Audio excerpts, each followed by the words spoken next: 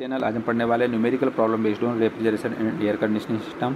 इसमें क्वेश्चन है a revised Carnot cycle has a refrigerating COP of 5, determine the ratio of T2/T1।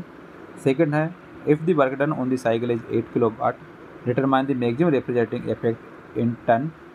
Third है if this cycle is used as heat pump, determine the coefficient of performance of heat delivered. T1 is lower temperature and T2 is higher temperature. ये question RGPV दिसंबर 2016 में पूछा गया question है। इस question में बोला गया एक रिवाइज्ड कार्नोट साइकिल है, इसमें रेफ्रिजरेंट का कोएफिशिएंट ऑफ परफॉर्मेंस दिया है 5। इसके साथ में हमको कैलकुलेट करना है, सबसे पहले टेम्परेचर रेशियो निकालना है। दूसरा, अगर हमको वर्क डन 8 किलोवाट दिया हो, इसका रेफ्रिजरेटिंग इफेक्ट क्या होगा टन में निकालना है।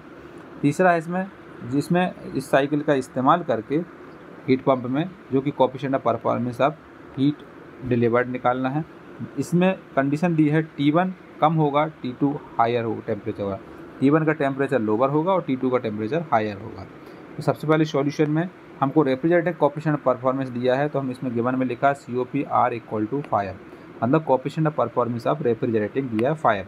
वर्क डन दिया है 8 किलोवाट, यहाँ से W = 8 किलोवाट। इस तरीके से हमने इसमें गिवन लिखा है। गिवन लिखने के बाद सबसे पहले हम इसमें कैलकुलेट करना है COP of revised Carnot cycle is given, coefficient of performance of revised Carnot cycle जो कि रहेगा COPR = T1/T2 - T1। ये कार्नोट साइकिल के लिए फार्मूला होता है T1/T2 - T1। चूँकि रेफ्रिजरेटिंग की का कोएफिशिएंट ऑफ परफॉर्मेंस 5 दिया, तो यहाँ 5 कर देंगे = T1/T2 - T1। अब इससे हम रेशियो में डिवाइड कर दें तो ये क्या हो जाएगा, इसका रेसिप्रोकल करेंगे तो T2 - T1/T1 = 1/5 कर सकते हैं। 1 के डिवाइड में कर दिया, जिसको हम एक में सेपरेट करेंगे तो T2/T1 करेंगे तो ये T2/T1 और T1/T1 करेंगे तो 1 आ जाएगा, = 1/5 रहेगा। तो यह आ जाएगा T2/T1 - 1 = 1/5। तो T2/T1 = इसको हम यहाँ भेजेंगे तो प्लस में आ जाएगा, तो 1 + 1/5, इससे आ जाएगा 1.2, चूँकि इसलिए T2/T1 = 1.2 आ जाएगा। अब सेकंड है इसमें coefficient of performance of refrigerator is also given, coefficient of performance of refrigerating R = हो जाएगा formula refrigerating effect upon work done. COPR हमको दिया है 5, पुट कर दिया, = रेफ्रिजरेटिंग इफेक्ट हमको निकालना है। वर्क डन हमको 8 दिया हुआ है, 8 को इस साइड लाएंगे तो 5 × 8 हो जाएगा, तो मैक्सिमम रेफ्रिजरेटिंग इफेक्ट कितना आ जाएगा 5 × 8 मतलब 40 किलोवाट के बराबर। अब ये क्या है, चूँकि टन ऑफ रेशियो में बोला गया है तो मैक्सिमम रेफ्रिजरेटिंग इफेक्ट आप इन टन्स में निकालेंगे तो 3.5 से डिवाइड कर देंगे। जब भी हम किलोवाट से टन ऑफ रेशियो में निकालते हैं तो 3.5 से डिवाइड करते हैं, तो 40/3.5 करेंगे, इससे आ जाएगा 11.43 टन ऑफ रेशियो। अब थर्ड निकालना हीट डिलीवर्ड एज आ हीट पंप, तो हीट डिलीवर्ड के लिए क्या आ जाएगा, heat absorb plus work done formula होगा। तो हीट एब्जॉर्ब कितना हो रहा है 40 और हीट वर्क डन हो रहा है 8, तो ये हो जाएगा 48 किलोवाट के बराबर। Coefficient of performance of heat pump निकालेंगे, जिसका फार्मूला होगा COP = heat delivered upon work done. Heat delivered कितना है 48 अपॉन वर्क डन है 8, तो इसको हम सॉल्व करेंगे तो 6 आ जाएगा। तो coefficient of performance of heat pump आ जाएगा 6 के बराबर। इस तरीके से क्वेश्चन को कंप्लीट करना है। इस क्वेश्चन में फॉरवर्ड में देखते हैं, एक रिवाइज्ड कार्नोट साइकिल है जिसका रेफ्रिजरेटिंग कोएफिशिएंट ऑफ परफॉर्मेंस 5 दिया हुआ है, रेशियो निकाला T2/T1।